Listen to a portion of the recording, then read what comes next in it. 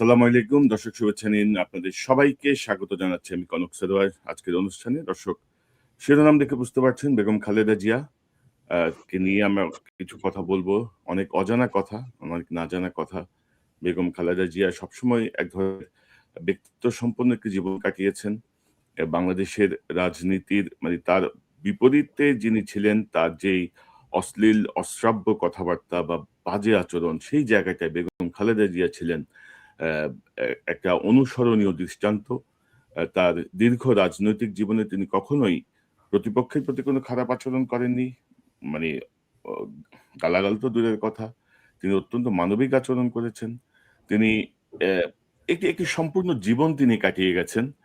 আমি তো বলব যে একটা মধ্যবিত্ত ঘরে জন্ম নেয়ার পরে মেজর জিয়াউর রহমানের সঙ্গে বিয়ে হওয়া, তারপরে সামরিক জীবন, জিয়াউর রহমানের হঠাৎ মৃত্যুর পরে দলকে দলের দায়িত্ব নেয়া, সেখান থেকে দলকে টেনে নিয়ে ৩ বার দেশের প্রধানমন্ত্রীর দায়িত্ব পালন করা।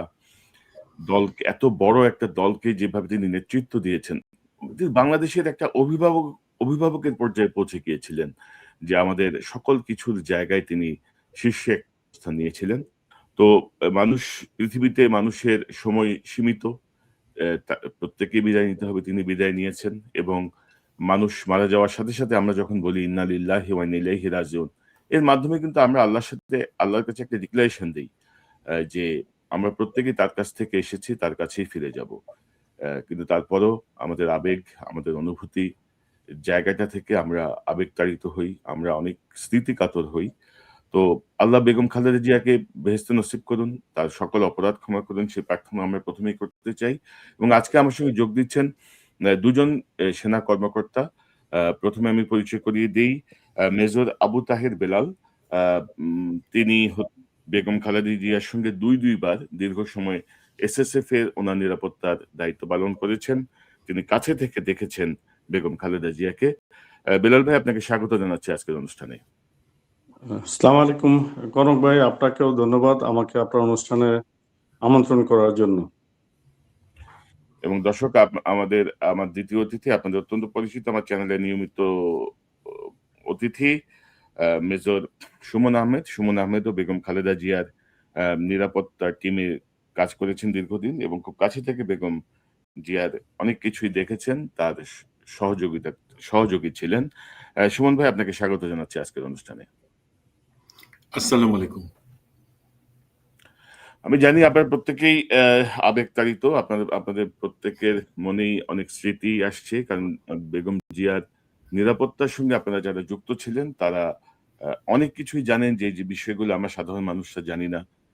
সে বিষয়গুলো আপনারা জানেন, আপনাদের সঙ্গে মেইনটেইন করতে হয়। অর্থাৎ ফ্যামিলি মেম্বারের থেকেও আপনাদের সাথে ঘনিষ্ঠতা অনেক বেশি হয়। ফ্যামিলি মেম্বারের থেকেও আপনাদের কনসার্ন অনেক বেশি থাকে নিরাপত্তা এবং অন্যান্য ইস্যু মিলিয়ে। তো ১ম এ আমি শুরু করতে চাই সুমন ভাই আপনাকে দিয়ে।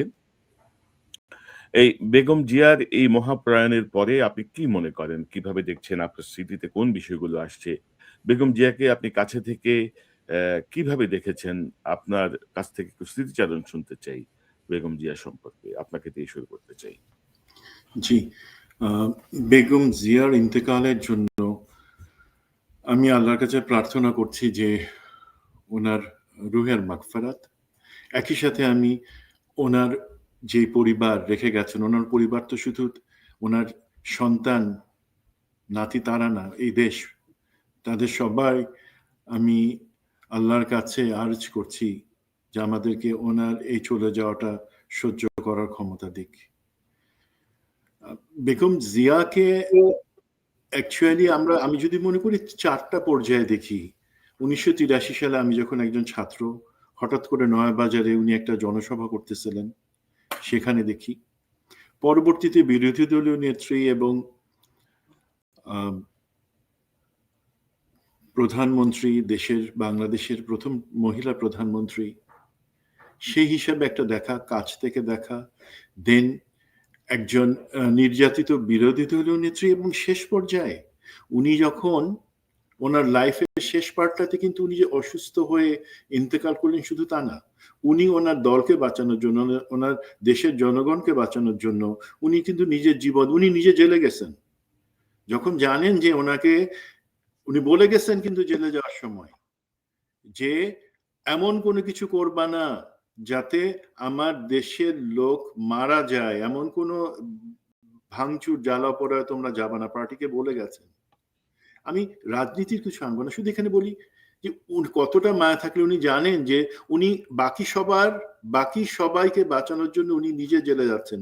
যদিও আমরা তাকে জেল থেকে বের করবার জন্য ওই ধরনের কোনো আন্দোলন করতে পারি নাই, সেটা আরেক দিনের গল্প। এবং আল্লাহ, অনেকে বলেন যে এই হাসিনা যদি তাকে এইভাবে মিথ্যা মামলায় জেলে না নিত, অথবা ওনাকে যদি এইভাবে ওনার বন্দি অবস্থায় যেটা বলা হয় বিষ প্রয়োগ করা বা ওনাকে ইচ্ছাকৃতভাবে অসুস্থ করে ফেলা, সেই জিনিসগুলো যদি না হইতো উনি আমাদের মাঝে আরো থাকতে পারতেন, আমরা ওনার চিকিৎসা করতে পারতাম। সেই জিনিসগুলো আছে সান্ত্বনা দেওয়ার জন্য, বাট আল্লাহর ইচ্ছা আল্লাহ ঠিক করে রাখছেন। আমাদের নিশ্চিত করতে হবে ওনাকে সাথে যারা অন্যায় করেছে তাদের বিচারটা আমাদের করতেই হবে। বাট আল্লাহ ওনাকে এমন একটা সময় নিলেন, দেখেন আমাদের এই যে জালিম সরকারকে আমরা সরাই দেওয়ার পরে আমাদের দেশে আমরা একটা ঠিক তার আগের দিনে কিন্তু মনোনয়নপত্র জমা দেওয়া, নির্বাচনের যে জিনিসটা দেশকে আগায় নেওয়ার জন্য আল্লাহ সেই পর্যন্ত বাঁচিয়ে রেখে তারপর নিয়ে নিছেন। তো আমি মনে করি আল্লাহর কাছে শুকর, আল্লাহ যেভাবে নেন না কেন উনি ইনশাল্লাহ আমাদের সম্মানের জায়গায় সবসময় থাকবেন।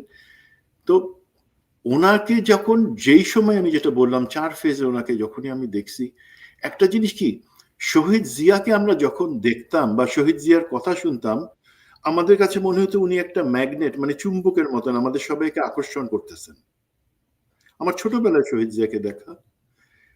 আর তার বিপরীতে আমি যদি বেগম খালেদা জিয়ার কথা বলি, উনি একই সাথে একটা চুম্বক ছিলেন, উনি একই সাথে একটা চাঁদ সূর্য সবকিছু। আবার আমাদের মধ্যে ওনার আশপাশে যে গেছে, বেলাল বলবে একটা ফিলিং হতো, এটা বলে বোঝানোর না, যে মনে হতো যে উনি আমাদেরকে ভালোবাসা দিচ্ছেন। ওনার পাশে গেলে আমরা মনে হতো যে আমরা দেশপ্রেম আমাদের মধ্যে আরো বৃদ্ধি পাচ্ছে। ওনার কোনো কথা ভালো লাগতো না, ওনাকে দেখলে পরে আমাদের আশপাশের এনভায়রনমেন্ট এমন হয়ে যেত।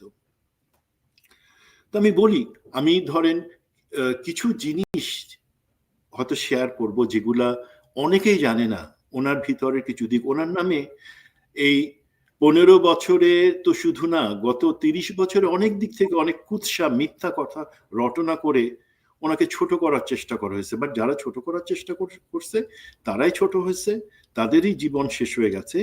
উনি আজকে ইন্তেকাল করেছেন, কিন্তু উনি মহিমান্বিত হিসেবে আমাদের মধ্যে থাকবেন। এবং ওনাকে একটা উনি যেই পরিমাণে বড় একটা পর্বত, ওনাকে ছোট করার চেষ্টা করে কেউ সেই পর্যন্ত পারে নাই।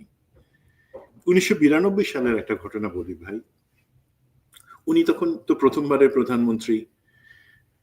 শহীদ জিয়াউর রহমানের শাহাদাত বার্ষিকী 30শে মে যেদিন হবে, আপনি জানেন এসএসএফ, পিজিআর এবং সিকিউরিটি অন্যান্য সংস্থা এসবি তাদের প্রোটোকলটা অত্যন্ত কড়া, এবং তার মধ্যে 30 তারিখে উনি যাবেন শহীদ জিয়ার কবরে, উনি যাবেন মোনাজাত করবেন পার্টি সবার সাথে সরকারের পক্ষ থেকে প্রধানমন্ত্রী হিসাবে। বাট তার আগের রাতে, এটা ধরেন আমি যেই ঘটনাটা বলছি কল সাইন কিলোর দৃষ্টিভঙ্গি থেকে, মানে আমি বলবো অনেক ক্ষেত্রে হয়তো নামগুলা কিছু বলবো না। তো হঠাৎ করে বেগম জিয়াকে উনি তো তখন মইনুল রোডে বাসায় থাকেন, সেটাই ছিল ওনার বাসা, প্রধানমন্ত্রীর বাসভবনে ছিল। হঠাৎ করে দেখা গেল যে বেগম জিয়া বাসায় নাই, ছেলেরাও বাসায় নেই, মানে জনাব তারেক রহমান, জনাব আরাফাত রহমান কোকো, তারাও নাই কেউ। আর সিকিউরিটিতে যে ছিল ডিজিএফআই এর পক্ষ থেকে, সে একজন কিলো ওয়ানকে ফোন করে বলল যে স্যার একটা লাল গাড়ি বের হয়ে গেছে, যেটা জনাব তারেক রহমান মাঝে মাঝে ব্যবহার করেন, সেটাতে তো আমরা দেখলাম যে ওনারা 2 জন আছে, সাথে আরো 2 জনকে, বাট একটা লাল গাড়ি বের হয়ে গেছে মাত্র। এখন চিন্তা করেন, এসএসএফ, পিজিআর সবার মাথা খারাপ হয়ে গেছে যে প্রধানমন্ত্রী নাই, প্রোটোকলে বা প্রোটোকল অনুযায়ী উনি কোথায় যাবেন না যাবেন সমস্ত কিছু এগুলা এসএসএফ থেকে ঠিক করে দেওয়া থাকে, বাট ওনাকে কেউ পাচ্ছে না। তখন কিলো ওয়ান, যে তার নিরাপত্তার দায়িত্বের অফিসার, উনি বুদ্ধি করে ক্যান্টনমেন্টের সব গেটে ফোন করে জানলেন যে হ্যাঁ, শহীদ জাহাঙ্গীর গেট থেকে একটা লাল গাড়ি কিছুক্ষণ আগে বের হয়ে গেছে, বাট যাত্রী কারা সেটা বোঝা যায় নাই। তো কিলোবান তখন বুদ্ধি করে বুঝতে পারলো যে সেখানে উনি সম্ভবত ওনার স্বামী শহীদ প্রেসিডেন্ট জিয়াউর রহমানের কবরে যাচ্ছেন নিরিবিলি কিছু সময় কাটানোর জন্য, but it's a risky, she is the prime minister of Bangladesh. তখন উনি বাকিদের খবর দিয়ে, তখন ছিল কিন্তু কবরে যাওয়ার জন্য সংসদ ভবনের ওই যে পানির উপর থেকে একটা ভাসমান ব্রিজ, জি, তো ওনাকে পাওয়া গেল, উনি ব্রিজ ক্রস করে, সাথে আছেন, গাড়ি ড্রাইভ করে গেছে আরাফাত রহমান কোকো, তারেক রহমান সাথে আছেন, এবং ওনার একজন এডিসি সাথে আছেন, আর বেগম জিয়া। ওনারা কাউকে কিছু না বলে, কোনো আড়ম্বর না, কোনো ঢাকঢোল না, কোনো কিছু না, ওনারা সেখানে গেছেন দোয়া করবার জন্য শহীদ জিয়ার জন্য। ওনার স্বামী, ওনার ছেলেদের বাবা, দেশের জনপ্রিয় একজন প্রেসিডেন্ট, স্বাধীনতার ঘোষক, তার কবরে গেছেন ওনারা চুপি চুপি শ্রদ্ধা দেওয়ার জন্য, মোনাজাত করবার জন্য। পরে সেখানে সিকিউরিটি আসছে, এবং একই জিনিস 1993 সালেও কিন্তু হয়েছে। উনি যেই জিনিসটা পছন্দ করতেন না বেগম জিয়া, সেটা হচ্ছে ব্যক্তিগত ব্যাপারগুলাতে এই আড়ম্বর, ক্যামেরা আসবে, জনসভা হবে, তার ব্যাপারে লোকে অনেক কিছু বলবে, অনেক না, উনি সেই জিনিসটাতে অস্বস্তি ফিল করতেন। উনি চাইতেন ব্যক্তিগত জায়গায় ওনার যে শ্রদ্ধাটুকু দেবার কথা, ওনার ব্যক্তিগত জীবন, ওনার স্বামীর জন্য যে ভালোবাসা, ওনার যে দোয়া করবার যেটা, সেটা উনি নিজে থেকে করতে চাইতেন সব সময়। আপনারা জানেন কিনা, ধরেন কত কুৎসা রটানো হয়েছে ওনার ব্যাপারে, যে ওনার রাত জাগার অভ্যাস আছে, অনেক কিছু। বেলাল জিনিসটা বলবে আরো ডিটেলসে। উনি কিন্তু, আমরা কেউ কি জানি যে উনি প্রতি বৃহস্পতি শুক্রবারে উনি রোজা রাখতেন বেগম জিয়া? একদম চূড়ান্ত অসুস্থ হবার আগে পর্যন্ত উনি এই রোজার স্বভাবটা মেনটেন করে গেছেন। এটা আমরা অনেকেই জানি না। অনেকে বলে উনি শহীদ প্রেসিডেন্ট জিয়াউর রহমান, অফিসের কাজ, এত কাজ, দেশকে গঠন করার কাজ, সে কাজে মানে অনেক রাত পর্যন্ত তাকে কাজ করতে হতো। সে কারণে বেগম খালেদা জিয়াও অনেক সময় ওনাকে স্বামীর সাথে থাকতে হতো, সাহায্য করতে হতো। ওনারও রাত জেগে কাজ করার অভ্যাসটা হয়ে গেছিল। এটা একটা গুণ, এটা কোনো বদভ্যাস না। এবং এটা যে লোকে বলে যে উনি রাতে সকালে 10টা পর্যন্ত ঘুমায় থাকতেন, ওনার সাথে বিউটিশিয়ান থাকতো, এগুলো সম্পূর্ণ মিথ্যা কথা। ওনার কোনো একটা সফরে উনি কখনো, আপনারা কখনোই পাবেন না যে সাথে কোনো বিউটিশিয়ান যাচ্ছে। যদি আমরা পরবর্তীতে দেখছি আরেক প্রধানমন্ত্রী, তার ক্ষেত্রে বিউটিশিয়ান যাচ্ছে 3 জন। উনি এসব কিছুই মেনটেন করতেন না। উনি কোনো কিছু দরকার হলে ওনার সাথে, ওনার বাড়িতে সাথে কেউ থাকলে তাকে বলতেন হেল্প করবার জন্য। That is all. এখন আরেকটা ঘটনা বলি ভাই, 1994 দিকে একদিন খুব প্রচন্ড শীত পড়ছে। তো সাধারণত বেগম জিয়া বা প্রধানমন্ত্রী উনি কোথাও যাবেন সেই ডিটেলস গুলা, সিকিউরিটি প্রোটোকল, এসএসএফ কিভাবে যাবে, কোথাও কে কে, পুলিশ কিভাবে নিরাপত্তা দিবে, সমস্ত জিনিস আগে থেকে ঠিক করা থাকে। তো উনি হঠাৎ করে শুনলেন যে ব্রডকাস্টে যে শীতটা নাকি অনেক তীব্র। তো 1 ঘন্টার মধ্যে উনি বললেন যাদেরকে রেড ক্রিসেন্ট সোসাইটির প্রেসিডেন্ট, চেয়ারম্যান এবং ওনার সাথে এসএসএফ ডিটেলসে ওনার পার্টির কাউকে তেমন কিছু বলেন নাই। উনি বললেন যে এই লোকগুলা কষ্ট পাচ্ছে, আমি শীত বস্ত্র দিব, কোনো ক্যামেরা বা অন্যান্য কিছু দরকার নাই, কোনো অনুষ্ঠানের দরকার নাই। এবং উনি নিশ্চিত করলেন যে রেড ক্রিসেন্টের যেই স্টোরেজ থাকে সেখান থেকে কম্বল এবং সমস্ত কিছু মতিঝিলে চলে আসবে, এই কমলাপুর রেল স্টেশনের কাছে। উনি গেলেন ছোট্ট, উনি কোনো বড় লটবহর নিয়ে যান নাই, একদম মিনিমাম পসিবল ওনার সিকিউরিটির জন্য যাদের দরকার তাদেরকে নিয়ে উনি গেলেন। রাস্তায় লোকজন শুয়ে আছে, ঘুমাচ্ছে, কুকরাই তাদের গায়ে জামানায় কাঁপতেছে। উনি কিন্তু আগে থেকে নেমে গেলেন, উনি গাড়ি নিয়ে তাদের পাশে গেলেন না, গাড়িকে আগে থেকে নেমে, গাড়ি থেকে নেমে হেঁটে তার পাশে কম্বল নিয়ে লোকে যাচ্ছে, উনি তাদের গায়ে কম্বল দিয়ে দিচ্ছেন, সাথে কেউ তাকে জাগায় দিয়ে বলছে। এখন এই রাতের বেলা পাশে পুলিশ আছে, এইখানে লোকজন কে কম্বল দিল, যাদেরকে দেওয়া হচ্ছিল এত লোকজন দেখে, যাদেরকে কম্বল দেওয়া হচ্ছিল তারা ভাই ভয় পালায় যাইতেছে। বাট কিছুক্ষণ পরে যখন দূর থেকে তারা দেখলো যে আরে তো আমাদের দেশের, যেটা তারা কল্পনাও করতে পারে নাই, যাদেরকে তারা হয়তো কোনো সময় রাস্তা ধারে টিভিতে দেখছে, কোনো জনসভাতে দেখছে, সে আজকে নিজে থেকে এসে কোনো আড়ম্বর নাই, কোনো ঢাকঢোল নাই, তাদেরকে শীতবস্ত্র দিচ্ছে, কম্বল দিচ্ছে, নিজ থেকে নিজ হাতে দিয়ে দিচ্ছে। এটা তাদের প্রতি অভিশাপ। তারা সবাই যাদের তারা আবার সবাই দৌড়ে এসে একদম পারলে ওনার পায়ের উপরে পড়ে যায়, সেই মতন একটা ইমোশনাল অবস্থা। এবং উনি সেটা নিয়ে কোনো বাড়াবাড়ি বা কোনো কিছু করলেন না। ওনার পক্ষে যতটুকু সময় সম্ভব ছিল উনি কিন্তু সেই শীত বস্ত্রগুলো বিতরণ করে আবার চলে আসলেন। আর আরেকটা ঘটনার কথা বলি, আমি যে অনেক জিনিসই হয়তো বলবো না যেগুলো আপনারা জানেন।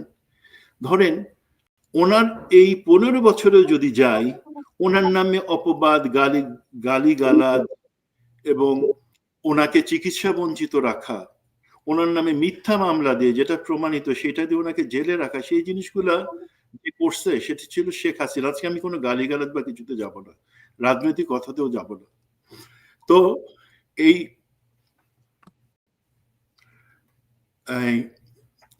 পুতুলের যখন পুতুলের বিয়ে তখন প্রধানমন্ত্রী খালেদা জিয়া ওনাকে দাওয়াত করছে শেখ হাসিনা তখন বিরোধী দলীয় নেত্রী। তো বেগম জিয়া যাবেন বিয়ের অনুষ্ঠানের সময়, সেটা সংসদ ভবনে যেই অনুষ্ঠানের জায়গা আছে সেখানে হচ্ছে, প্লাজাতে হচ্ছে।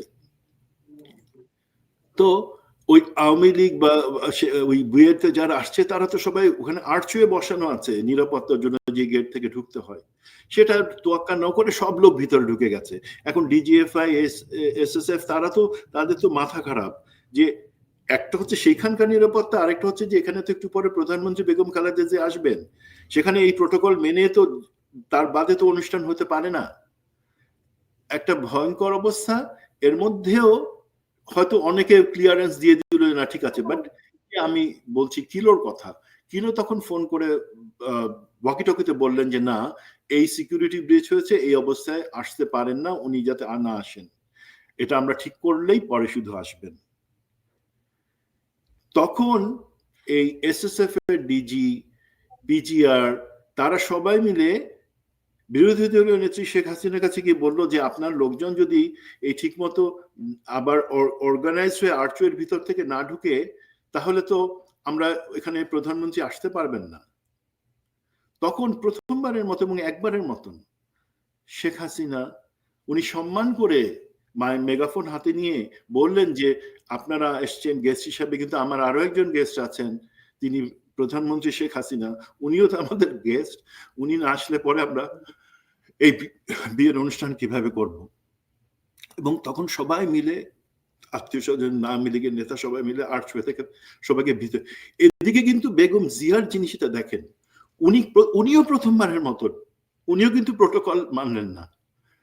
বেগম জিয়া উনি বললেন ডিজিএসএসএফ কে এবং ডিজিএফ কে যে ঠিক আছে, জানি আমার পক্ষে যাওয়ার সমস্যা, প্রোটোকল পারমিট করে না, বাট মেয়েটা কষ্ট পাবে। মেয়েটা মানে কি? সাইমা ওয়াজেদ পুতুলের কথা বললেন।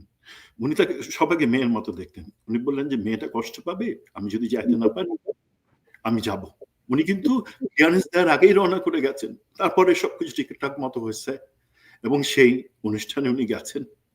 তো এই যে মানবিক গুণ আলার একটা, তখন পর্যন্ত কিন্তু পলিটিক্সে উনি যে এক্সাম্পল গুলো রাখছেন, শালীনতা, সহমর্মিতা, একসাথে দেশ গড়ার চিন্তা, সেই জিনিসগুলো যদি আমরা শিখতাম, আওয়ামী লীগের কথা তো বাদ, জাতীয় পার্টির কথা বাদ, আমরা যারা আছি তারাও যদি শিখতে পারতাম, আমরা কিন্তু দেশটাকে অন্য জায়গায় নিয়ে যেতে পারতাম।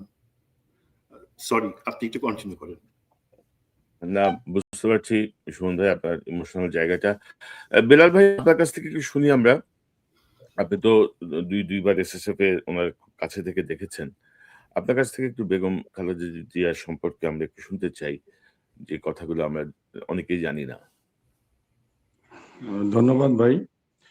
কনক ভাই, আসলে উনি এমন একজন নেত্রী, আসলে উনি সবার উপরে। এখন উনাকে কোনো একটা দলীয় নেত্রী হিসেবে আমরা ধরলে হবে না, উনি এখন আমাদের দেশে একজন অভিভাবক। আজকে উনাকে আমরা হারিয়েছি, এই জন্য আসলে আমরা একটু ভারাক্রান্ত, একটু নিজেকে কি বলবো, মানে আমরা একটা বিশাল কিছু এই দেশ থেকে হারিয়েছি।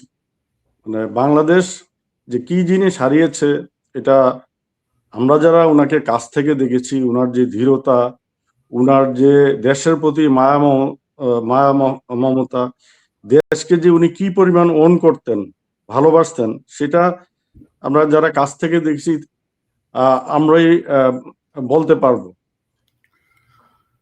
অ্যাকচুয়ালি এই মেজর সুমনের সাথে আমি আর একটু অ্যাড করি আরো কিছু জিনিস, যে প্রথমে যেটা বলতে চাইলেন যে শহীদ প্রেসিডেন্ট জিয়াউর রহমানের জন্য তার যে কতটুকু আর যে কি পরিমাণ দোয়া করতেন, এই যেই কয়েকটা উদাহরণ দিলেন যে জিয়ার মাজারে যেতেন, এটা আমি নিজেও প্রায় 5-6 বার ওনার সাথে গেছি। শুধু অ্যাবসলিউটলি শুধু এসএসএফ অফিসারদের, আমরা কিছু অফিসার আগে যেতাম, আর ডিজিএসএসএফ সহ আর 2-1 অফিসারকে নিয়ে, যারা ইনকনফিডেন্স খুব তাদেরকে নিয়ে কাউকে না জানিয়ে এই জিয়া উদ্যানে আমরা চলে আসতাম। এবং উনি অনেকক্ষণ আমরা জাস্ট চারিদিকে মনুমেন্টের চারিদিকে আমরা গার্ড করে থাকতাম যাতে কোনো ধরনের ইয়া না হয়। উনি ওনার নিজস্ব যে দোয়া বিভিন্ন করে আস্তে করে আমরা ফিরে আসতাম রাতে 1:30-2টা এরকম হতো অনেক। এটা একটা তার সবসময় এই দিকটা তার ছিল যে সবসময় দোয়া করতেন। এবং প্রায় ওইখানে ওনার সময় উনি ওইখানে কোরআন খানি বা অন্যান্য দোয়া এগুলো উনি করতেন। এছাড়া উনি, অনেকে মনে করে যে যেটা মেজর সুমন যেটা বললো যে উনি বিউটিশিয়ান, এই ধরনের কোনো কিছু আমরা দেখিনি। ওনার বাসায় একজন মিলিটারি অফিসারের ওয়াইফ, তারা কিভাবে সাজসজ্জা করতে, কিভাবে স্মার্টলি নিজেকে গুছিয়ে নিতে পারেন, এটা সবাই জানে। এবং উনার যে পোশাক পরার সবকিছু মার্জিত কালার, এগুলা তার যে চয়েস, এটা আনপ্যারালাল। এটা আমাদের যে ফ্যামিলিরা অনেকেই তাকে অনুকরণ করত, অনেকেই তাকে অনুকরণ করে নিজেকে সাজার চেষ্টা করত, আমরা দেখেছি আমাদের ব্যক্তিগত লাইফে। বাট ওনার অনেক কিছু বলতে গিয়ে আসলে কেমন জানি লাগছে। বাচ্চাদের প্রতি ওনার ছিল এক ধরনের আলাদা মমতা। ওনার বাসায় বিশেষ করে 2 ঈদ এই সময় আমাদেরকে সবাইকে দাওয়াত দিতেন। ওনার সাথে যারা আমরা কাজ করতাম, ডিউটি করতাম, আমাদের বাচ্চা ফ্যামিলি নিয়ে আমরা যেতাম। ওনার কুলে আমাদের বাচ্চারা বসে যেত এবং ওদেরকে উনি অনেক সময় ওনাদেরকে আদর করে দিতেন। এই যে তার যে একটা মায়া মমতা বাচ্চাদের প্রতি, বাচ্চাদেরকে নিয়ে যে তার একটা যে ফিলিংস, এটা অতুলনীয়, এটা ভাষায় প্রকাশ করা যাবে না। আর তার বাসা যেটা ছিল মইনুল রোডে, 8 মইনুল রোড, যেটা তাকে অন্যায়ভাবে আমি মনে করি, এখনো আমি এটা আমি নিজে ব্যক্তিগতভাবে এটা মেনে নিতে পারছি না, যেভাবে তাকে এখান থেকে উচ্ছেদ করা হয়েছে। আরো সুন্দরভাবে করা যেত, আরো ভালোভাবে যদি মনে করতো যে তাকে এখান থেকে সরাতে হবে। যেটা করেছে এটা অন্যায়ভাবে। সে তো চেয়ে বাড়িটা নেয়নি, সরকার তাকে দিয়েছে। একজন মিলিটারি ওয়াইফ হিসেবে সেও তো একটা প্লট বা প্রাপ্য, আমরাও যেটা পেয়েছি। তো এইভাবে তাকে উচ্ছেদ করা, কিন্তু বাসার ভিতর তেমন অনাড়ম্বর কিছু ছিল না, নর্মাল একটা সিম্পল বাসা, আগের যা ছিল তাই। এটাতে মানে তেমন নতুন কিছু করে নেই। শুধু আমরা যেমন এসএসএফ এর একটা ডিউটি রুম আমরা বানিয়েছি, এটা নিয়ে কিন্তু একসময় তার দুর্নীতির করার চেষ্টা করেছে, যেটা নাকি দুর্নীতি। ডিউটি রুম হলো এসএসএফ তৈরি করেছে, এটা নিয়ে তাকে দায়ী করার চেষ্টা করেছে। তারপর এরকম অনেক কিছু তাকে মানে মিথ্যা দিয়ে, যেমন উনার বাসায় 2 ফেজের বিদ্যুৎ লাইন থাকবে, এটা স্বাভাবিক। ভিভিআইপি রুমে এটা এসএসএফ এর প্রোটোকল, যে রেড বুকের মাধ্যমে ডিউটি করা হয়। যে ওটা আমি একজন সদস্য ছিলাম 2003 সালে, যখন এটাকে আবার পুনঃ রাইটিং করে সংসদে পাস করানো হয় ল মিনিস্ট্রির আন্ডারে। তো বিবিএবির বাসায় 2 ফেজের বিদ্যুৎ থাকবে, একটা গুলশান আর একটা ক্যান্টনমেন্টের ফেজ থেকে আছে। এটা নিয়ে তাকে পরবর্তীতে তাকে দুর্নীতির মামলায় হয়তো পরে ফাঁসানো হয়েছে কিনা আমি জানি না, এভাবে চেষ্টা করা হয়েছে। এগুলো আসলেই কেমন মানসিকতা এটা আমার জানা নেই। তবে উনার যে ধীরতা বিভিন্ন সময়, যেমন আমি একটা বলতে পারি যে তত্ত্বাবধায়কের আন্দোলনের সময় চরম একটা খারাপ আইন শৃঙ্খলা পরিস্থিতি বাংলাদেশে বিরাজ করছিল।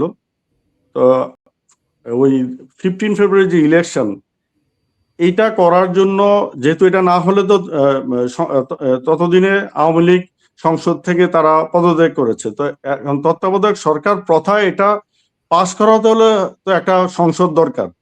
সেই জন্য 15 ফেব্রুয়ারি ইলেকশনটা দিয়ে উনি যে মহানুভবতার যে পরিচয় দিলেন, যে ইলেকশনের মাধ্যমে তত্ত্বাবধায়ক সরকারটা পাশ করে দিয়ে তারপরে নিজেই পদত্যাগ করছেন। আমি জানি না পরবর্তীতে কেউ করেছে কিনা, আপনারা নিজেরই দেখেছেন যে ক্ষমতা একবার পেলে কেউ এটা ছাড়তে পারে না। উনি কি ইচ্ছা করলে কিন্তু থাকতে পারতেন, কিন্তু তা করেনি। তবে একটা আমি বলি, যেমন উনার ধীরতা যে কিরকম, আমরা মানে যে কোনো রাষ্ট্রপ্রধান তার নির্বাচনী কার্যক্রম শুরু করে সিলেট থেকে, সিলেটে শাহপরানের মাজার, শাহজালালের মাজার জিয়ারত করে। তো সেই 15 ফেব্রুয়ারি ইলেকশনের আগে আমি একজন অ্যাডভান্স টিমের সদস্য হিসেবে সিলেটে গিয়েছিলাম। বাট পরিস্থিতি সিলেটের এমন ছিল যে কোনোভাবেই ওইখানে নেওয়া সম্ভব না। আমরা জানালাম যে এখানে পরিস্থিতিতে আমরা আনতে পারবো না, বাট ওনার যেহেতু উনি আমাদেরকে জানালেন যে আমি যাবই, তোমরা ব্যবস্থা করো। যাই হোক, পরের দিন আমরা অনেক রিস্ক নিয়ে ওনাকে সেফটি ভাবে ওনার প্রোগ্রাম আমরা করতে পেরেছিলাম। বাট এই যে তার দৃঢ়তা যে করবে, যে মানে কোন একটা ডিটারমিনেশন নিলে যে বেলাল ভাই, শুধু তো ওইটা না, ধরেন আমরা যদি 1/11 এর সময়টাই যদি দেখি, যে শেখ হাসিনা তো মানে অনেকটা আপোষ করে চলে গেলেন বাইরে। মানে 1/11 এর এই মইনুল আহমেদের যে প্ল্যান ছিল, বেগম খালেদা জিয়াকে যদি তারা পাঠাতে পারতেন দেশের বাইরে ওই সময়টায়, তিনি যদি রাজি হতেন বা তাকে যদি ফোর্সফুলিও পাঠানো সম্ভব হতো, তাহলে কিন্তু বাংলাদেশের পরিস্থিতি অন্যরকম হইতে পারত। শুধুমাত্র বেগম খালেদা জিয়ার মানে দৃঢ় অবস্থানের জন্য যে আমি দেশেই থাকবো, ওই অবস্থানের জন্য কিন্তু হাসিনাও আবার দেশে ফিরে এসেছে, বা তাকেও বাধা দেওয়ার চেষ্টা হচ্ছিল, সেটাও মানে প্রতিহত করা গেছে, তিনি ঢুকেছেন। অর্থাৎ গণতন্ত্রের একটা জায়গায় আমরা যাওয়ার চেষ্টা করছিলাম। তো সেই জায়গাটা ধরেন বেগম খালেদা জিয়াকে নিয়ে দেখেন, ওনার বিরুদ্ধে কোনো দুর্নীতির কোনো অভিযোগ এ পর্যন্ত প্রমাণ করতে পারেনি।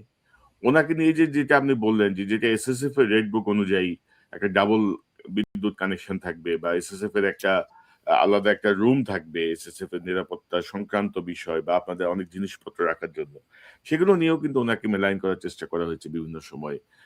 এবং হাসিনা তো এসেই ধরেন তার সকল মামলা প্রত্যাহার করে নিয়েছে, এবং ইতিমধ্যে আমরা জানি যে তাকে কিভাবে কোন কোন জায়গাগুলোয় মানে মিথ্যা অভিযোগ দিয়ে কিভাবে তাকে মানে অজনপ্রিয় করার বা দুর্নাম করার চেষ্টা করা হয়েছে। তবে বাংলাদেশের মানুষ কিন্তু ধরেন অনেক বেশি মাত্রায় সচেতন। বাংলাদেশের মানুষ এগুলো বোঝে। কিছু পাড় আওয়ামী লীগার ছাড়া বেগম খালেদা জিয়া কিন্তু সবার কাছেই একটা শ্রদ্ধার জায়গায় আছেন, এবং তার যে দেশপ্রেম সেটি অত্যন্ত অনন্য। অর্থাৎ কোনো কিছুই কিন্তু টিকে নাই। বেগম খালেদা জিয়া যে বৃহস্পতি, শুক্রবার সারাটা জীবন রোজা রেখে গেছেন, এই খবর কি উনি কাউকে দিয়েছেন? তাহাজ্জুদি বেগম তো তাহাজ্জুদ পড়ে মানে অর্থাৎ এগুলা কোনো করার বিষয় না। আমার স্রষ্টার কাছে আমি কি ইবাদত করব, এটা তো আমার নিজস্ব বিষয়। এটা তো পাবলিসিটি করার বিষয় না। তো সে এখানে বিষয়টা একটা জিনিস বলি, যে উনি যে রোজা থাকতেন, যে সন্ধ্যার সময় যে ইফতারি করতেন, ওই ইফতারির একটা অংশ কিন্তু আমরা যারা ভিতরে ডিউটি করতাম আমাদের জন্য পাঠিয়ে দিতেন। আমরা যেদিন আমাদের যারই ডিউটি থাকতো তার কিন্তু সৌভাগ্য হতো যে ওই ইফতারি খাওয়ার, তার সাথে সে শেয়ার করে খেতেন। এই জিনিসটা ছিল একটা লক্ষণীয়, যে না শেয়ারিং। ওইটাই। এখন এখন ধরেন বেগম জিয়ার উপরে যা গেছে, এবং আমি ধরেন সুমন ভাই, আমি ওই 2007 এ সম্ভবত আমি চ্যানেল আই থেকেই জয়েন করি, এবং পরেই তো 1/11 এর ওই সময়টায় বেগম জিয়া অ্যারেস্ট হয়ে গেলেন, শেখ হাসিনা অ্যারেস্ট হলো। তখন ওই যে খন্দকার দেলোয়ার আর সাবজেল ছিল মূল কাজ। এরপরে ম্যাডাম বের হয়ে আসার পরে আমি কিন্তু 2009 এর যে নির্বাচন, তার আগে ম্যাডামের সাথে আহ প্রায় 15-20 দিনে উনি বোধহয় অর্ধেক বাংলাদেশ তিনি নির্বাচনী সফরে যান। এবং একটা ট্যুর ছাড়া বোধহয় সবগুলো ট্যুরে আমি ওনার সাথে ছিলাম, নির্বাচনী ট্যুরে। সো আমিও ওনাকে কাছে থেকে দেখেছি এবং প্রত্যেকটা জায়গায় মানে এগুলো আসলে অনেক স্মৃতি আর কি, অনেক স্মৃতি, অনেক ধরেন ভাই, আমরা একটা জিনিস বলতাম যখন জেনারেল এরশাদ একটা ট্রেন্ড সেট করছিলেন, উনি বন্যা হচ্ছে, ঘূর্ণিঝড় হচ্ছে, সব জায়গায় হাঁটু পর্যন্ত পানির মধ্যে দিয়ে, কাদার মধ্যে থেকে যাচ্ছেন, তো একটা কথা চালু হয়ে গেছিল, বাংলাদেশে যেই দুর্যোগের দেশ, সেখানে দরকার পুরুষ শাসিত সরকার, মহিলারা এসে এখন কি করবে। এখন উনি, আমি বলি আপনার এলাকা ফেনী, নোয়াখালীতে উনি যখন বন্যা হলো 93 বন্যাটা সম্ভবত, উনি যখন নামলেন সেখানে উনি কোনো স্টেজিং করেন, উনি জানতেন যে এখানে যারা আছে তারা দুর্দশাগ্রস্ত, জায়গাটা হচ্ছে নোংরা কাদায় ভরা। এখন সবাই, যেখানে ডিসি থেকে শুরু করে সবাই এবং ওখানকার রাজনৈতিক নেতৃত্ব আলাপ করতেছে যে ঠিক আছে এর জায়গায় গাড়িটা অন্য জায়গা থেকে ঘুরায় কোথায় আনা যায়। উনি বললেন আমি ওদের কষ্ট দেখতে ওদের কাছে আসছি। নেমে গেলেন কোনো কিছু তো আঁকা না করে, ওনার সাথে শুধু এই হিসাবে একজন হাতে ধরলো, উনি সেই কাদা টাকলু পর্যন্ত, সেই কাদার মধ্যে থেকে উনি হেঁটে গেলেন, একটা বাড়িতে গিয়ে বসলেন, তাদের সাথে কথা বললেন।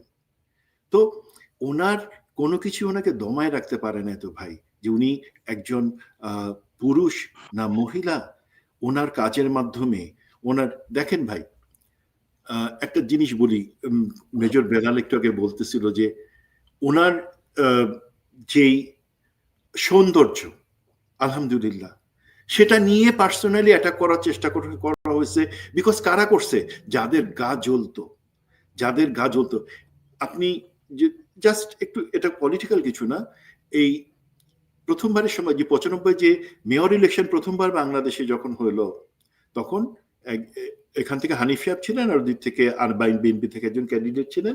তার পক্ষে যখন একটা জনসভা হলো মিরপুরে, ঠিক তার আগের দিনই কিন্তু আওয়ামী লীগের হানিফ সাহেবের সমর্থনে জনসভায় মতিয়া চৌধুরী সেখানে এসে একটা অশ্লীল কথা বলে গেছেন। মতিয়া চৌধুরী যে এই যে শুনছি তিনি সকাল 10টায় উঠেন, শুনছি তিনি সকালবেলায় ডাবের পানি দিয়ে মুখ না ধুইলে পরে ওনার সৌন্দর্য খুলে না, তো উনি কিসের দেশের কাজ করবেন, ওনার মেয়র কিসের দেশের কাজ করবে, এই অশ্লীল ভাষায় পার্সোনালি অ্যাটাক করলেন। তার পরের দিনই যখন এখানে হলো, আপনার মনে আছে বিএনপির একজন নেতা ছিলেন, ভালো নেতা, রাজপথের নেতা, পটল, তিনি বক্তৃতা দিতে উঠে বেগম খালেদা জিয়ার দিকে তাকে বলেন, মাননীয় প্রধানমন্ত্রী, বক্তৃতার শুরুতে আমি আপনার কাছে একটু মাফ চেয়ে নিচ্ছি। তারপর উনি সুন্দর করে বললেন, দেখেন মতিয়া চৌধুরীর নাম তখন বেয়াদব চৌধুরী ছিল, সবাই বলতো যে দেখেন বেয়াদব চৌধুরী, আপনি গতকালকে এখানে সেই কথা বলে গেছেন। একটা আল্লাহ যাকে সৌন্দর্য দিয়েছেন সেটা নিয়ে আপনাদের যদি এত জলে অসুবিধা নেই, আপনারা যদি মনে করেন না ডাবের পানি দিয়ে সুন্দর হওয়া যায়, এই ঢাকা শহরে যত ডাব আসবে আমি ফ্রিতে আপনার বাসায় দিয়ে আসবো, আপনি সেটা দিয়ে গোসলও করেন, তাতেও যদি আপনার মনে হয় যে আপনার সৌন্দর্য খুলবে, সৌন্দর্য আল্লাহ ভিতর থেকে দেন, বাইরে থেকেও দেন। তো তখন কিন্তু বেগম জিয়া সেটা উস্কানি বা কোনো কিছু না, উনি ছোট্ট করে হালকা করে টোন ডাউন করবার জন্য ইশারা করলেন পটল সাহেবকে। বাট পটল সাহেব কথাটা সত্যি কথা বলছিলেন। দেখেন উনি একজন রাজনৈতিক নেত্রী ছিল, মতিয়া চৌধুরী, উনি ইন্তেকাল করেছেন কিছুদিন আগেই, বাট আমরা কয়েকজন সেটা মনে রাখছি। আর আজকে বেগম জিয়া ইন্তেকাল করেছেন, আমাদের কাছে কিন্তু আমরা সেটা শোক সহ্য করতে পারছি না। আমরা জানি যে বাংলাদেশকে উনি যতটুকু দিয়েছেন, তার বিপরীতে আসলে বেগম জিয়াকে আমরা কিছু দিতে পারি নাই। ওনাকে অপমান করা হয়েছে, ওনাকে জেলে নেওয়া হয়েছে, ওনাকে অসুস্থ করা হয়েছে, ওনাকে ধীরে ধীরে মৃত্যুর মুখে ঠেলে দেওয়া হয়েছে।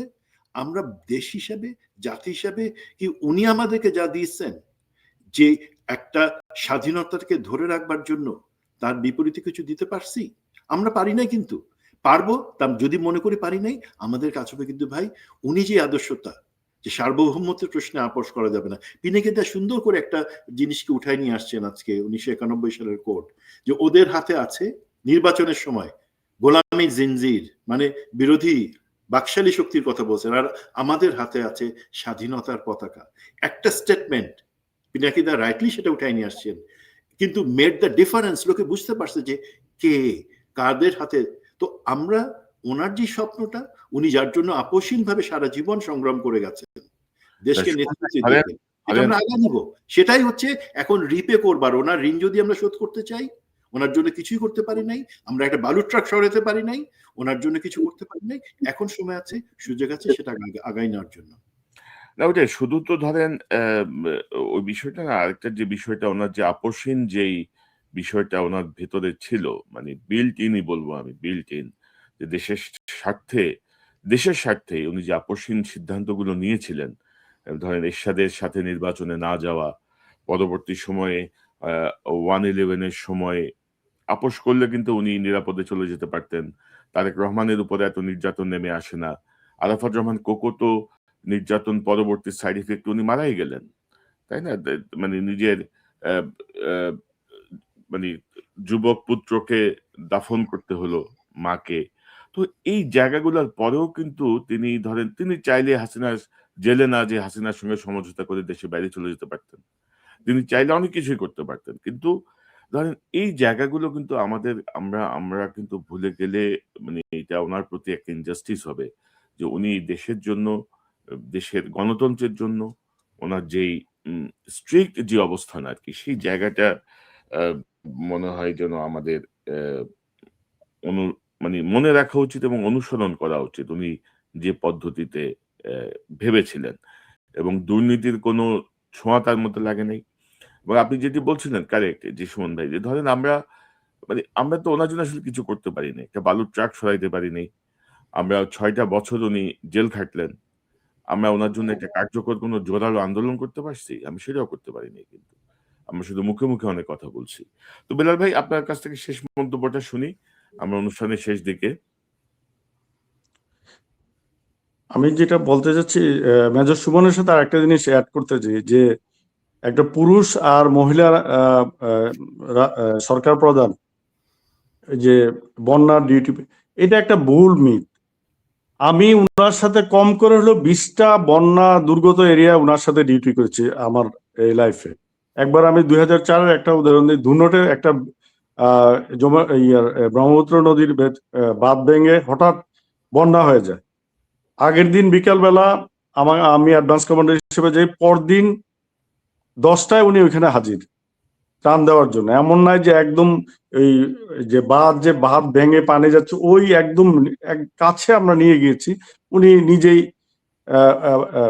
ত্রাণ নিজেই দিয়েছেন। যে এমন না যে উনি যায় না, যে এই বন্যার ঢেউ ভয়ে যে উনি যাবেন না, এটা কখনো হয় নাই।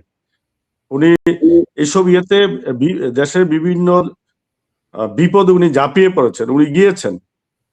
শুধু এটা একবার আপনার মনে আছে কিনা যে ময়মনসিংহে সিনেমা হলে একবার বোমা বিস্ফোরণ 2002 বা 3 সালে ওই টাইমে উনি তো গিয়েছেন, দেখেছেন। আমি ওইখানে ছিলাম, আমি ডিউটিতে অ্যাডভান্স টিমের কমান্ডার হিসেবে গিয়েছিলাম। এরকম অনেক অনেক বিপজ্জনক জায়গায়, নট অনলি দ্যাট, উনি হিলট্র্যাক্সও লাইক একটা পুকুরপাড়া একটা ক্যাম্প আছে যেটা এখন কেয়ারগড়াঙ্গের অপোজিট, ওইখানেও কিন্তু উপজাতি জনপদকে দেখার জন্য রিমোট এরিয়াতে উনি গিয়েছেন। এটা সম্ভবত 93 বা 94 সালের দিকে, এটা আমরা এসএফ এ জয়েন করার আগে।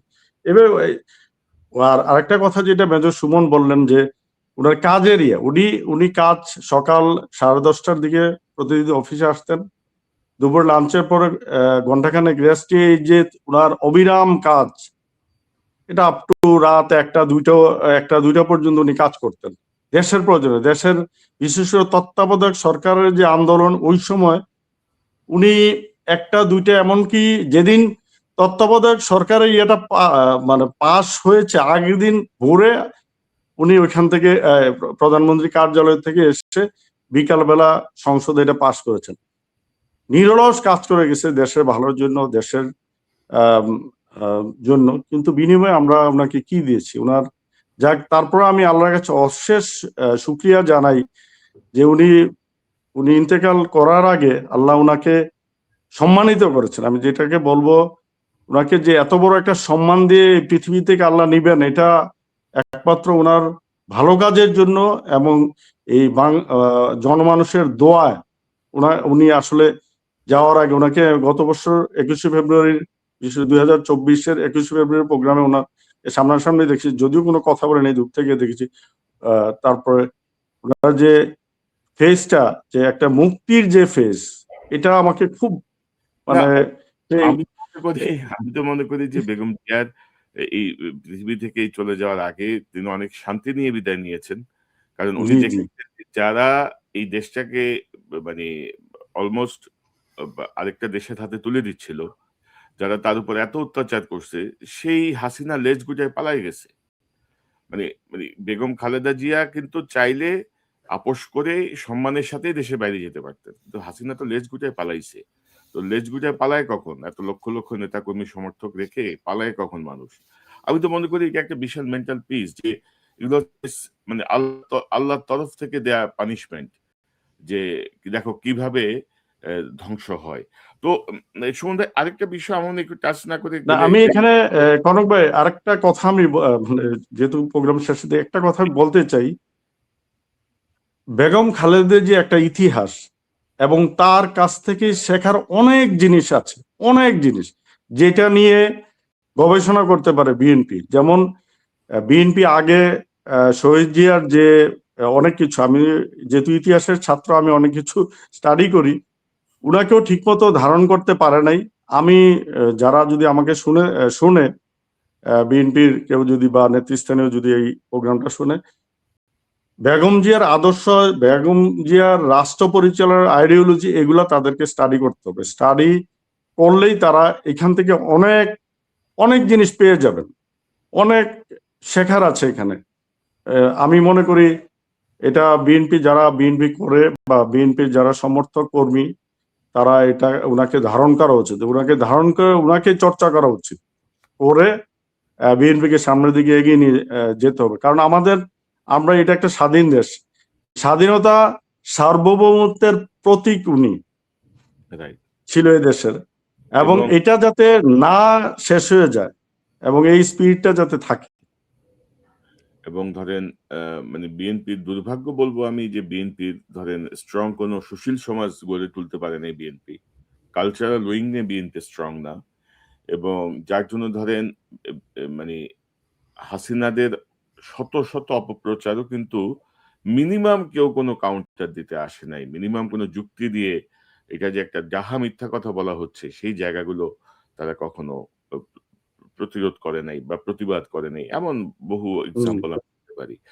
পাশাপাশি এই সম্বন্ধে আপনি যদি দেখেন যে বাংলাদেশে কিন্তু অ্যা ধরেন উগ্রবাদকে যে উগ্রবাদ দিয়ে মোকাবেলা করা যায় না, এটা কিন্তু বেগম জিয়াদ একটা ভালো একটা এক্সাম্পল সেট করছিলেন। ধরেন জেএমবির যে উত্থান এবং বেগম খালেদা জিয়া কিন্তু কখনো একবারও বলেন নাই এই জেএমবি নিয়ন্ত্রণের জন্য ছাত্রদলকে মাঠে নামতে হবে। আওয়ামী লীগকে তৎপর হতে হবে। জেএমবিকে তিনি লিগ্যাল ওয়েতেই র‍্যাব দিয়ে গোয়েন্দা সংস্থা দিয়ে ডিটেক্ট করছেন, ধরছেন এবং সবাইকে তিনি মানে ফাঁসি দিয়ে জেএমবি চ্যাপ্টার তো বাংলাদেশের শেষ আসলে। জেএমবি চ্যাপ্টার ওর মাধ্যমে। অর্থাৎ উগ্রবাদকে যে উগ্রবাদ দিয়ে মোকাবেলা করা যায় না, উগ্রবাদকে উগ্রবাদ দিয়ে মোকাবেলা করতে গেলে যে অন্যদিকে যায় বিষয়টা, এটা কিন্তু বেগম খালেদা জিয়ার একটা বিশাল এক্সাম্পল। সুমন ভাই আপনি কি মনে করেন? জি, এটা ওনার বৈশিষ্ট্য ছিল। এবং আমি পলিটিক্যাল বা ওই জিও পলিটিক্সে ভারত কিভাবে ওই সরাসরি যুদ্ধ না করেও আমাদের দেশে জঙ্গিবাদ, আমাদের দেশে পার্বত্য চট্টগ্রামে বিচ্ছিন্নতাবাদীদের সহায়তা করা, এই সমস্ত করে আমাদের সাথে করছে, এই জিনিসটি কিন্তু ওনার থেকে ভালো কেউ বুঝতো না। উনি এই ডায়নামিক্সটা, আনফর্চুনেটলি আমাদের অনেক রাষ্ট্রনায়ক এই ডায়নামিক্সটা বুঝেন না, যে ভারত যুদ্ধ করে সামরিক ট্যাঙ্ক বা এয়ারক্রাফট নিয়ে আমাদের সাথে যুদ্ধ করে না। আমরা ভারতের সাথে 1971 থেকেই যুদ্ধ করতেছি, 16ই ডিসেম্বরের পর থেকে আবার সেই যুদ্ধটা সে চালাচ্ছে এই সমস্ত সন্ত্রাসবাদ, উগ্রবাদ, জঙ্গিবাদ এবং পাহাড়কে অশান্ত রেখে আমাদের এই জায়গাটাতে উনি যেভাবে জিনিসগুলো ট্যাকল করছেন, বিশ্ব জনমতকে সাথে আনছেন। শহীদ জিয়া যেভাবে ভারতের সেনাবাহিনীকে মোকাবেলা করছিলেন তড়িৎভাবে সহযোগিতার মাধ্যমে, ইসলামিক দেশগুলোর থেকে সমর্থন নিয়ে বন্ধু রাষ্ট্র তৈরি করে, সে একই পথে উনি হাঁটছিলেন। এবং সেটা তো পছন্দ করবে না আমাদের পাশের ভারত, সেটা পছন্দ করবেন হিন্দুত্ববাদী ভারত এবং তাদের পোষা শেখ হাসিনা। যাই হোক, আমি পলিটিক্সে আসবো না। যে একটা জিনিস মেজর বেলাল বলছিল, দ্যাট ইজ ভেরি সিগনিফিক্যান্ট, যে বেগম খালেদা জিয়াকে স্টাডি করা, সেখান থেকে শিক্ষা নিয়ে আগায় নিয়ে যাওয়া, ওনার চরিত্রের সমস্ত জিনিসগুলো দেখেন। আমাদের কিন্তু আমার একজন কলিগ আছেন, আপনার সাথেও পরিচয় আছে, আপনি চিনেন, যে জিনিস সামনে আসতে চান না, তার আইডিয়া থেকে কিন্তু জিয়া ফাউন্ডেশনটা তৈরি হয়েছিল। আমরা কি বা পলিটিক্যালি যদি বিএনপির কথা চিন্তা করেন আগায় নিতে পারছে, সেটা আগায় নাই। এখন সময় আসছে জিয়া ফাউন্ডেশন অথবা দিয়ে দুজনেরটাই, অথবা বেগম জিয়া ফাউন্ডেশনটা আলাদাভাবে করে সেখানে রিসার্চ ফ্যাসিলিটি রাখা ভবিষ্যতের জন্য। ও মেজর বেলাল বলে উনি একটা ইতিহাস, বাট সেই ইতিহাসকে আমরা কাটাছেড়া কেন করি? সামনে আগানোর জন্য। আর আরেকটা জিনিস আপনার বলতেছেন দুজনে যে বিএনপির এই যে, আমি মনে করি একটা জিনিস আজকে থেকে আমাদের ক্লিয়ার করা উচিত, বেগম জিয়া শুধু বিএনপি ছিলেন না, বেগম জিয়া দেশের, বেগম জিয়া এই দেশনেত্রী, এবং ওনাকে নাম ফলক রাস্তায়, রাস্তার নাম ওনার নামে বা এই সমস্ত, আমরা এইভাবে ওনাকে, উনি আমাদের হৃদয় আছেন, দেশের সবার কোটি মানুষের হৃদয় আছেন, ওনাকে আমরা দেশের প্রতিটা লোক ধারণ করে। আমার অনুরোধ থাকবে দেশের নেতৃত্ব এবং ভবিষ্যতে যদি আমি বিএনপি যেহেতু মনে করছে তারা ক্ষমতায় আসবে, প্লিজ ওনাকে এমন কোনো কিছুতে বিতর্কিতভাবে কোনো কিছু নামকরণ বা কোনো কিছুর মধ্যে বা বিএনপি করণ করবেন না। বেগম জিয়া আমাদের দেশের সবার, দেশের শুধুমাত্র সব রাজনৈতিক দলের না, আপামর জনসাধারণের। বেগম জিয়া আপামর জনসাধারণের। বেগম জিয়া হচ্ছেন একটা সেনা পরিবারের মধ্যে থেকে জন্ম নিয়ে, মানে আমি বলছি ওনার যে ক্যারিয়ার, মেজর তৎকালীন ক্যাপ্টেন জিয়ার সাথে বিয়ের পর থেকে, তারপর থেকে ওনার যে লাইফ, উনি কিন্তু সেনা সদস্যদের প্রতি জনকে, যেমন আমি আছে বলি, আমার কাছে একজন বেগম জিয়ার খুব কাছের, যিনি অনেক সময় বেগম জিয়ার সাথে এডিসি হিসেবে ছিলেন, সে আমাকে বলতেছিল যে গত বছর বেগম জিয়ার সাথে কথা বলার পরে তার কাছে মনে হয়েছে যে বেগম জিয়া সব কষ্ট, সব অন্যায় অত্যাচার সবকিছু ভুলে যেতে রাজি আছেন।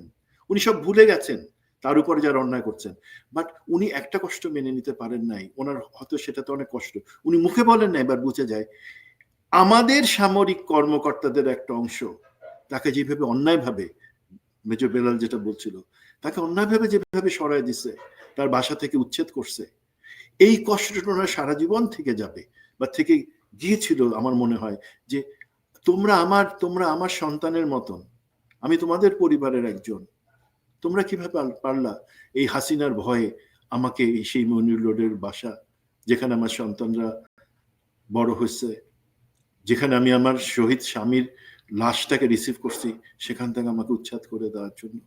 এই কষ্টটা আমার মনে হয় উনি অবশ্যই, আল্লাহ ওনাকে সমস্ত পরিতৃপ্তি নিয়ে স্বাধীন বাংলাদেশ আবার উনি দেখে গেছেন, বাট আমার মনে হয় এই জায়গাটার কষ্ট আমাদের একটু ভুলায় দেওয়ার জন্য ওনাকে জাতীয়ভাবে, ওনার কোনো আলাদা নামের দরকার নাই, উনি আমাদের হৃদয়ে থাকবেন। এবং সেই সম্মানটুকু, এবং আপনি কনক ভাই যেটা বললেন, আধিপত্যবাদের বিরুদ্ধে, ভারতীয় হেজিমনের বিরুদ্ধে আমরা যতদিন পর্যন্ত লড়াই করে যাব, আমরা ওনার প্রতি সম্মান জানাবো। না, অবশ্যই। এবং উনি মোটামুটি সব ধরনের দিক নির্দেশনা দিয়ে গেছেন। বেলাল ভাই যেটি বলছিলেন সেটি নিয়ে আসলে আমাদের রিসার্চের মধ্যে থাকা উচিত, মানে বের করা উচিত আর কি। মানে এই চ্যাপ্টারটা শেষ হওয়ার না আর কি, এই চ্যাপ্টারটা শেষ হওয়ার না। ওনার যে দীর্ঘ জীবন, সেই দীর্ঘ জীবন দিয়ে তিনি প্রতিটা জায়গায় এই বিষয়গুলো স্পষ্ট করে দিয়ে গেছেন। এবং আপনি যে কথাটি বলছিলেন সেটি অত্যন্ত গুরুত্বপূর্ণ, যে ধরেন ওটা তো শুধু মানে বেগম জিয়ার বাসস্থান ছিল না, ওইটা বাংলাদেশের উপপ্রধান সামরিক সেনাপ্রধানের বাসস্থান ছিল, সেনাপ্রধানের বাসস্থান ছিল, বাংলাদেশের রাষ্ট্রপতির বাসস্থান ছিল, বাংলাদেশের প্রধানমন্ত্রীর বাসস্থান ছিল। তো এই জায়গাটা তো ধরেন আর্কিওলজিক্যাল জায়গার দৃষ্টিকোণ থেকে বা ঐতিহাসিক দৃষ্টিকোণ থেকেও তো এই জায়গাটা সংরক্ষণ করা রাষ্ট্রের দায়িত্ব ছিল। তো সেখানে ধরেন এখন হাসিনার ফাঁদে পড়ে কেউ যদি ফ্ল্যাট, বাড়ি, গাড়ি, কিছু টাকা, সুযোগ সুবিধার জন্য যদি এসব বেইমানি করে, তাদের ওই কুকুরের মতো জীবন হবে, কুকুরের মতো মৃত্যু হবে। তারা প্রকৃতি তাদেরকে শেষ করে দিবে। জি, এটা আল্লাহর বিচার বলে একটা বিষয় তো আছেই। তো বেগম জিয়া কখনোই কারো প্রতি কখনো মানে ক্ষোভ, উষ্মা, ঘৃণা কখনো প্রকাশ করেন নাই। এটা ছিল তার একটা চারিত্রিক বৈশিষ্ট্য, এবং শত কিছুর মধ্যেও তিনি এটি শান্তিপূর্ণ ভাবে কাটানোর চেষ্টা করেছেন। এবং আমি কার একটা ইন্টারভিউতে শুনছিলাম যে তিনি বলছিলেন বেগম জিয়ার সঙ্গে দেখা করে জেল থেকে বের হওয়ার পরে যে, "আপনি এগুলা নিয়ে কি করবেন?" উনি শুধু বলছেন যে, "আমি আল্লাহর কাছে বিচার দিয়ে রাখছি। আমার এগুলা নিয়ে আর কোনো ইয়ে নাই।" তো সে আল্লাহর কাছে বেগম জিয়া চলে যাচ্ছেন, চলে গেছেন। আমরা তার আত্মার মাগফিরাত কামনা করি আবারও। তিনি আ বাংলাদেশের জন্য তার যে অবদান, নিশ্চয়ই মহান সৃষ্টিকর্তা আর কাছে তিনিও সম্মানিত হবেন, তিনিও তার মানবিক যে ত্রুটি মানুষের, সেই মানবীয় ত্রুটিগুলো তিনি ক্ষমা করবেন এবং তিনি জান্নাতে দাখিল হবেন সেই প্রত্যাশা আমরা করি। তার জন্য আমাদের সর্বান্তকরণে প্রার্থনা। আগামীকাল হয়তো তিনি সমাহিত হবেন। আমরা নিশ্চয়ই আজকের আলোচনা অনেক কথা বেরিয়ে আসলো এবং আমার দর্শক ধারাবাহিকভাবে বেগম খালেদা জিয়ার সঙ্গে কাজ করেছেন, তাকে খুব কাছে থেকে দেখেছেন এমন অনেককেই আমরা আমন্ত্রণ জানাবো এই অনুষ্ঠানে। তার মাধ্যমে তাদের কাছ থেকে আমরা জানতে চাইবো বেগম জিয়ার অনেক অজানা কথা, যেগুলো হয়তো ভবিষ্যতে আমাদের জন্য অনুপ্রেরণার উৎস হয়ে থাকতে পারে। আপনাদের দুজনকে অসংখ্য ধন্যবাদ, মেজর সুমন, মেজর বেলাল। আল্লাহ হাফিজ। ধন্যবাদ কনক ভাই। আল্লাহ হাফিজ। আসসালামু আলাইকুম। ওয়ালাইকুম আসসালাম। দর্শক, এতক্ষণ যারা শুনলেন, এই অনুষ্ঠান দেখলেন, শুনলেন, নিশ্চয়ই আপনার এই আলোচনার মর্মার্থ উপলব্ধি করতে পারবেন। বেগম খালেদা জিয়ার একটি একটি একটি ঐতিহাসিক জীবন, একটি ঐতিহাসিক ভাবে তিনি বহু কিছু বাঙালিদের জন্যই, বাংলাদেশের জন্য, বাংলাদেশের মানুষের জন্য তিনি দিয়ে গেছেন। আহ কাল পরিক্রমায়, বিভিন্ন গবেষণায়, বিভিন্ন বিশ্লেষণে নিশ্চয়ই এই বিষয়গুলো আমাদের সামনে আসবে। ভবিষ্যৎ প্রজন্মের জন্য আমরা যদি তার যে বক্তব্য, তার যে নির্দেশনাগুলো, সেগুলোকে যদি আমরা একটি কাঠামোবদ্ধ করতে পারি, তাহলে আমাদের ভবিষ্যৎ সংকটে অনেক সিদ্ধান্ত গ্রহণে আমাদের জন্য সহজ হবে। দর্শকের চ্যানেলটি সাবস্ক্রাইব করে আমাদের পাশে থাকুন, এই চ্যানেলের মেম্বারশিপ নিয়ে আমাদের পাশে থাকুন। আবারও দেখা হবে ইনশাল্লাহ। আসসালামু আলাইকুম।